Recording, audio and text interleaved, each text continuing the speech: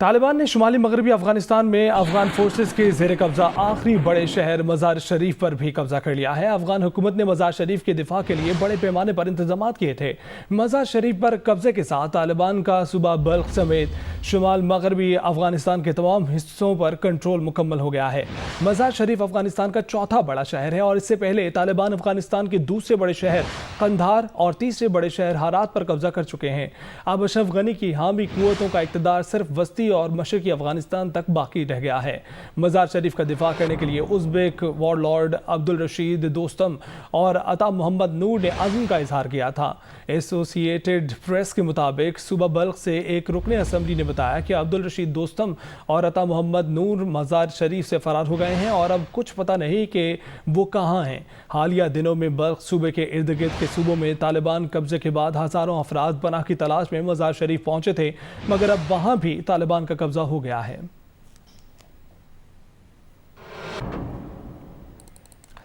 और तालिबान ने पाकिस्तान की सरहद के साथ मिलने वाले दो अहम सूबों पख्तिका और पख्तिया पर भी कब्जा कर लिया है। अमरीकी खबर एजेंसी एसोसिएटेड प्रेस के मुताबिक पख्तिका से अफगान रुकन असम्बली खालिद असद ने बताया कि पख्तिका पर तालिबान के हमले के बाद अफगान फोर्सेज ने मज़ाहमत की थी, मगर मकामी बुजुर्गों ने मुदाखलत की और तालिबान पुरअमन तौर पर सूबे पर काबिज हो गए हैं। पाकिस्तानी सरहद के साथ पख्तिया सूबे और उसके दारुल-हुकूमत गर्देश पर भी तालिबान ने कब्जा कर लिया है। और पख्तिया से अफगान रुकन असम्बली हसन गर्देजी ने कहा है कि गर्देश शहर में अफगान फोर्सेज और तालिबान में लड़ाई जारी है।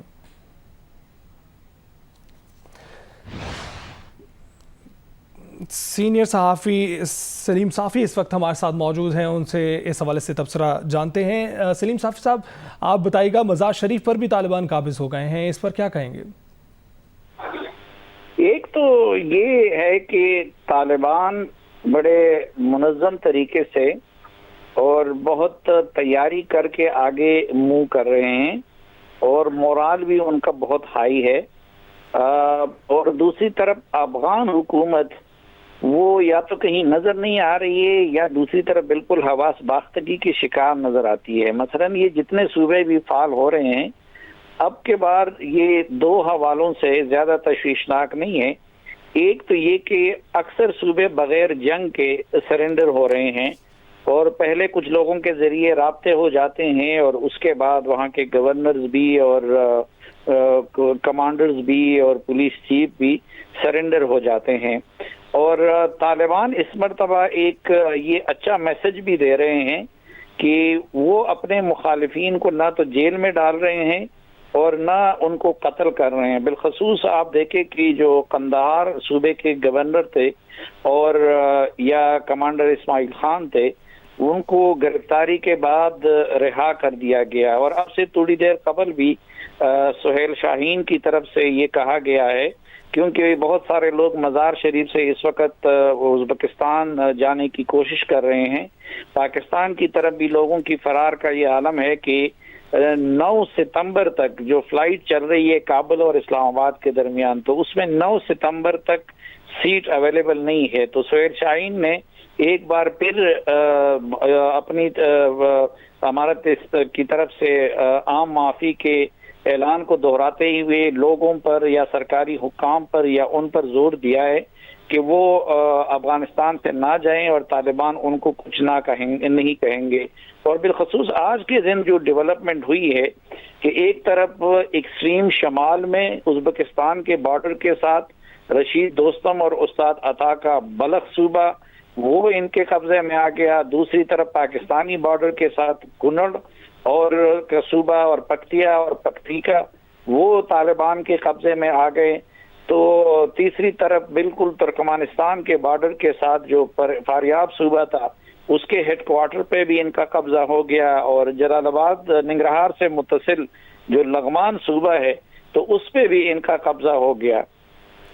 सलीम साहब, अमूमन इनकी स्ट्रेटजी में तालिबान के हवाले से ये स्ट्रेटजी सामने आती है कि वो जनूब से शुमाल की जानिब जाते हैं, लेकिन इस बार हम देख रहे हैं कि पख्तिका और पख्तिया पर भी कब्जा कर लिया गया है, शुमाल से जनूब की तरफ आए हैं। इस स्ट्रेटजी की कोई अहम वजह आपको दिखाई देती है?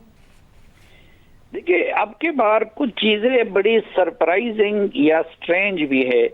اور طالبان نے ماضی کے برعکس حکمت عملی بھی بالکل تبدیل کر دی ہے، جس کی طرف آپ نے اشارہ کیا کہ طالبان کی قوت تھی پختون صوبوں میں اور پاکستان یا ایران کے سرحد سے متصل علاقوں میں، لیکن طالبان نے اب کے بار آغاز کیا شمال سے اور مغرب سے، یعنی پہلا جو بارڈر انہوں نے قبضہ کیا وہ شیرخان بندر تھا، جو کہ تاجکستان کے بارڈر کے ساتھ قندوز صوبے کو کنیکٹ کرتا ہے۔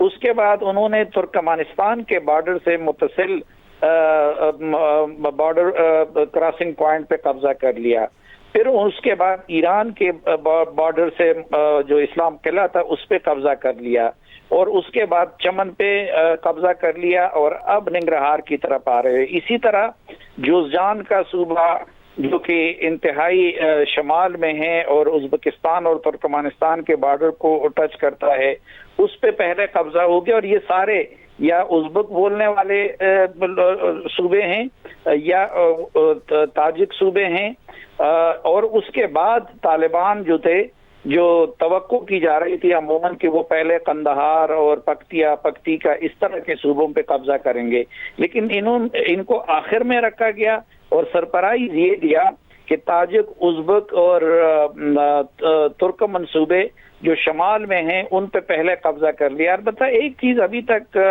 حیران کن ہے کہ درمیان میں جو ہزارہ کمیونٹی کے صوبے ہیں اور علاقے ہیں، ابھی تک طالبان اس کی طرف انہوں نے پیش قدمی نہیں کی ہے، اور کابل کے بارے میں ابھی تک کوئی حکمت عملی نہ حکومت کی طرف سے واضح ہو رہی ہے اور نہ طالبان کی طرف سے کہ کب طالبان اس کی طرف پیش قدمی کریں گے اور افغان حکومت کا اور اشرف غنی کا مستقبل کیا ہوگا۔ کچھ رپورٹس ایسی آ رہی ہیں کہ شاید اشرف غنی نے کچھ ایلڈرز کا عبداللہ جیسے لوگوں کو اختیار دے دیا ہے کہ وہ جا کے طالبان کے ساتھ بات کریں، اور درمیان میں کچھ لوگ لگے ہوئے ہیں کہ کابل بھی بغیر کسی لڑائی کے طالبان کے ساتھ کسی ڈیل کے نتیجے میں اس کا تصفیہ ہو جائے۔ تو سلیم صافی صاحب یہ بتائیے گا کہ رشید دوستم اور ان کے کمانڈرز فرار ہو گئے، اس کے بعد کوئی تفصیل آئی ان کی موجودگی کے حوالے سے؟ جو میری اطلاعات ہے اتنا تو کنفرم ہوا تھا کہ رشید دوستم وہاں سے ہیلی میں فلائی کر گئے تھے، اور ابھی تک انہوں نے کابل میں لینڈ نہیں کیا۔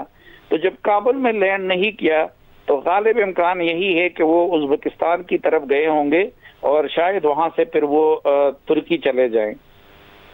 شاید وہاں سے وہ پھر ترکی چلے گئے۔ سلیم صافی صاحب، سینئر صحافی، تجزیہ کار، آپ نے اپنا تبصرہ پیش کیا، بہت شکریہ۔